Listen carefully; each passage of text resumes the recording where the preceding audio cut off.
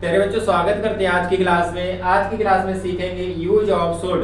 Should का प्रयोग किस कंडीशन में किया जाता है और शुड का हिंदी अर्थ क्या होता है। तो आइए प्यारे बच्चों, बिना किसी देरी के आज की क्लास को स्टार्ट करते हैं। तो सबसे पहले प्यारे बच्चों, आपको पता होना चाहिए शुड का जो हिंदी अर्थ होता है वो क्या होता है। तो आपको पता होना चाहिए कि चाहिए के अर्थ में किसका प्रयोग होता है प्यारे बच्चों, शुड का, और किन किन कंडीशन में होता है। तो आइए बिना किसी देरी के क्लास को स्टार्ट करते हैं। तो प्यारे बच्चों, आपको पता होना चाहिए कि शुड का प्रयोग सबसे पहले आप लिखेंगे एडवाइस।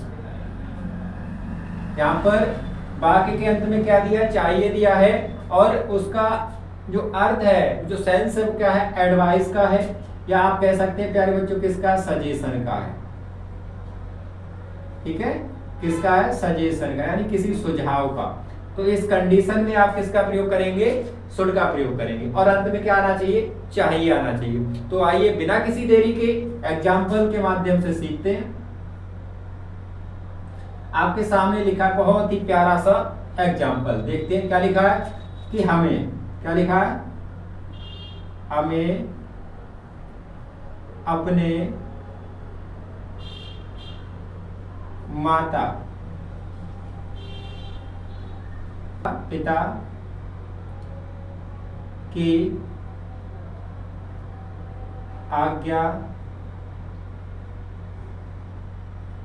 माननी चाहिए।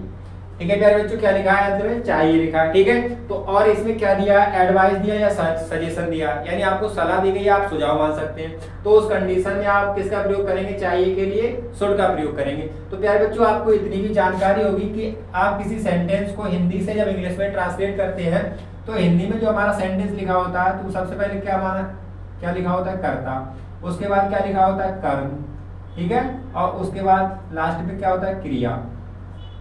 ये आपका किसका पैटर्न होता है प्यारे बच्चों, हिंदी का। ठीक है, अब आप इसको इंग्लिश में बनाते हैं तो सबसे पहले आप क्या लिखते हैं, सब्जेक्ट, और सब्जेक्ट के बाद क्या लिखते हैं आप, वर्ब, ठीक है, और वर्ब के बाद क्या लिखते हैं, ऑब्जेक्ट। इस बात को आप ध्यान देते हैं किसमें, इंग्लिश में। तो यही जो फॉर्मूला है आपको इस पे अप्लाई करना है। ठीक है प्यारे बच्चों, तो यहाँ पर आप देखो सबसे पहले सब्जेक्ट क्या है, हमें, तो हमें की अंग्रेजी क्या होती है, बी। ठीक है, अब चाहिए के लिए हम किसका प्रयोग करेंगे, शुड का। तो यहाँ पर क्या लिख लेंगे आप, शुड। ठीक है, क्या लिख गया यहाँ तक, कर्ता हो गया आपके, और जो आपके वर्ब हो गई वो क्या हो गई, हेल्पिंग वर्ब के रूप में काम करता है, या जिसे क्या कहते हैं, मॉडर्न वर्ब कहते हैं। ठीक है, तो क्या हो गया, बी शुड। अब देखो वर्ब क्या है, आज्ञा का पालन करना या आज्ञा माननी। तो आपको पता है ओ भी होता है किसके लिए, आज्ञा का पालन करना या आज्ञा मानना। अब किसके, अपने माता पिता की। तो प्यारे बच्चों, आपको पता होना चाहिए कि बी के साथ अपने की अंग्रेजी क्या लगती है, अवर। आप इतने तो होशियार हैं। ठीक है, अब माता पिता की क्या लगेगी, पेरेंट्स। तो प्यारे बच्चों, उम्मीद करते हैं कि सेंटेंस आपको समझ में आया होगा। क्या होना है कि we should obey our parents. अगला सेंटेंस देखते हैं प्यारे बच्चों, जो आपके सामने लिखा है, बेहतरीन एग्जांपल है, देख सकते हैं क्या लिखा है, मोहन को इतनी देर से विद्यालय नहीं चाहिए। ठीक है, अब देखो प्यारे बच्चों, इसमें कर्ता क्या है, तो आपको पता होना चाहिए कर्ता क्या है, मोहन। तो सबसे पहले आप मोहन को लिखो। ठीक है, मोहन। अब आप क्या लिखेंगे, चाहिए के अर्थ में किसका प्रयोग करेंगे, शुड का। क्या हो गया, यहाँ पर मोहन के बाद शुड आ गया। ठीक है, क्या आ गया, शुड आ गया। अब आपको पता है शुड के साथ साथ ये सेंटेंस कैसा है, नेगेटिव भी है, तो आपको पता है शुड के बाद क्या आ जाएगा, नोट आ जाएगा। ठीक है, क्या हो गया, मोहन शुड नोट। अब वर्ब क्या है इसमें, जाना, तो जाना के लिए क्या लगाएंगे, गो टू। क्या लगाएंगे, गो टू। और कहाँ जा रहे हो, विद्यालय, तो विद्यालय की अंग्रेजी स्कूल होती है। क्या हो जाएगा, देखो यहाँ तक, Mohan should not go to school. अब क्या बचा, इतनी देर से, तो इतनी देर से के लगा दो सो लेट। ठीक है, गाना भी गाते जाओ और इसे हिंदी से अंग्रेजी में ट्रांसलेट करते जाओ। क्या लिखा है, Mohan should not go to school so late. ठीक है प्यारे बच्चों, क्या हो गया, आपका सेंटेंस बन करके रेडी हो गया। अब देखते हैं प्यारे बच्चों की अगली क्या कंडीशन है जिसमें शुड का प्रयोग होता है। ठीक है, ये कंडीशन नंबर फर्स्ट थी, जब आप एडवाइस देखेंगे या सुझाव देखेंगे तो उस कंडीशन में चाहिए क्या क्या लगा देंगे, शुड लगा देंगे। ठीक है, ठीक है बच्चों, देखते हैं अगली क्या जो हेडिंग है जिसमें आप शुड का प्रयोग करेंगे। तो यहाँ पर आप लिखेंगे फॉर कंडीशन, फॉर कंडीशन। ठीक है, तो कंडीशन में भी कंडीशन है, क्या कंडीशन है कि जब कोई कंडीशन की बात होगी तो आप किसका प्रयोग करेंगे, शुड का प्रयोग करेंगे। किसके लिए, चाहिए के लिए। तो देखो एग्जांपल से सीख लो, क्या लिखा है एग्जांपल, ईयर आज वर्षा हुई। क्या लिखा है, ईयर आज वर्षा हुई। तो मैच नहीं होगा। ठीक है प्यारे बच्चों, क्या है कंडीशन है, क्या कंडीशन है कि आज वर्षा हुई तो मैच नहीं होगा। तो उस कंडीशन में भी आप किसका प्रयोग करोगे, शुड का करोगे। तो यदि लिखा है जिस वाक्य के आरंभ में, तो वहां से आपको पता ही चल जाता है क्या है, कंडीशन शुरू हो जाती है। तो यदि के लिए सबसे पहले आप क्या लिखोगे, शुड लिखोगे। ठीक है, शुड करता क्या है, इसमें इट है। ठीक है, और वर्षा होना के रैन, और क्या है आज, तो आज की क्या हो गई, टुडे। ठीक है प्यारे बच्चे, यहाँ तक क्या बनेगा, शुड इट रैन टुडे। तो इसमें आप देखेंगे कर्ता क्या है, तो इसमें कर्ता नहीं है, तो कर्ता क्या बनाओ, देयर। ठीक है, किसका, फ्यूचर का, तो विल बी, और नहीं है तो नोट। क्या चीज, मैच। क्या बन गया, देखो should it rain today there will be no match. यदि आज वर्षा हुए तो मैच नहीं होगा। ये कंडीशनल सेंटेंस था।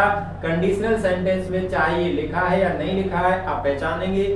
क्या लिखा है, यदि लिखा है तो कंडीशन वाला है, तो आप किसका प्रयोग करेंगे, शुड का प्रयोग करेंगे। ठीक है, उम्मीद करते हैं प्यारे बच्चों हेडिंग नंबर 2 आपको समझ में आई होगी। अब देखते हैं हेडिंग नंबर 3 है जिसमें आपको शुड का प्रयोग करना है। 3 प्यारे बच्चों क्या है, उद्देश्य। जब किसकी बात की जाए, उद्देश्य की। और इसे इंग्लिश में क्या कहते हैं, पर्पज कहते हैं, यानी प्रकट करने के लिए। यानी जिस सेंटेंस से किसका प्रकट हुआ है, किसका अर्थ प्रकट हुआ, उद्देश्य का, तो आप उस कंडीशन में भी शुड का प्रयोग करेंगे। ठीक है, तो आइए बिना किसी देरी के एग्जाम्पल के माध्यम से, एग्जाम्पल लिखा है आपके सामने, परिश्रम करो, कहीं ऐसा ना हो कि तुम फेल हो जाओ। ये तो गारंटी वाली बात है भाई साहब, अगर परिश्रम नहीं करोगे तो इस चीज का मुंह देखने को मिलेगा, लेकिन ये बहुत ही ज्यादा खराब है। तो इस कंडीशन में आप किसका प्रयोग करेंगे, जब किसकी बात की गई मेरे बच्चों, किसकी बात की गई, उद्देश्य। यानी तुम्हारा पढ़ाई करने का उद्देश्य क्या है। तो अगर जो पढ़ाई करने का उद्देश्य है आपका तभी पूरा होगा जो उसके लिए जो कार्य करना होगा आपको। तो यहाँ पर आप क्या लिखेंगे, वर्क हार्ड। ठीक है, और आपको पता होना चाहिए कहीं ऐसा ना हो कि इसके लिए कौन सी अंग्रेजी है, लेस्ट। अब देखो इसमें करता क्या है, यू, क्योंकि यहाँ पे लिखा है तुम। अब यहाँ पर लिखोगे शुड। ठीक है, और उसके बाद फेल। तो सेंटेंस क्या बन गया प्यारे बच्चों, work hard लेस्ट you should fail, कहीं ऐसा ना हो कि तुम फेल हो जाओ। ये आपका क्या था, हेडिंग नंबर 3 थी। अब देखते हैं हेडिंग नंबर 4 क्या है प्यारे बच्चों। ठीक है, बताया गया है जब भी कोई वाक्य किसमें है, इनडायरेक्ट में। किसमें है, इनडायरेक्ट स्पीच।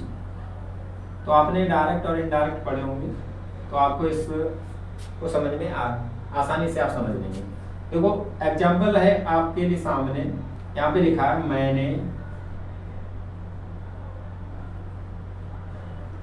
उससे कहा कि मैं अगले सप्ताह आगरा जाऊं। ठीक है। इसमें आपको पता ही हो गया, यहाँ से रिपोर्टिंग वर्ड और रिपीटेड, यहाँ से पता हो गया आपको क्या लिखा है, रिपोर्टिंग वर्ड और रिपोर्टेड स्पीच वाली जो आपको पता है नियम। तो यार बच्चों देखो यहाँ पे करता क्या मैंने, तो मैंने की अंग्रेजी क्या होती है आई। अब ये पता उससे कहा, तो ये आपको पता है रिपोर्टिंग वर्ब है, तो कहना की अंग्रेजी वैसे क्या होती है, सैड होती है, सेकंड फॉर्म। लेकिन जब आप इसे इनडायरेक्ट में लिखेंगे तो सैड को किस में बदलते हैं, टोल्ड में। कब, जब ऑब्जेक्ट होता, तो क्या हो गया, आई टोल्ड हिम। ठीक है। अब की अंग्रेजी क्या लगाएंगे, दैट, जिसे आप उसमें कोमा इन्वर्टेड कोमा ये लगाते हैं। यहाँ पे देखो करता है मैंने या मैं, तो उसके लिए आई लगा देंगे। अब इसी का तो सब खेल है जो आप पढ़ रहे हो, क्या है, सोच। अब वर्ब क्या है, गो टू, कहाँ पर, आगरा। ठीक है। कब की बात हो रही है, अगले सप्ताह। तो क्या जाएगा, नेक्स्ट बी। ठीक है प्यारे बच्चों, उम्मीद करते हैं कि ये क्लास आपको पसंद आई होगी, और इसी तरीके की इंटरेस्टिंग वीडियो या क्लास देखने के लिए हमारे YouTube चैनल को सब्सक्राइब करें, बेल आइकन दबाएं और वीडियो को शेयर करें।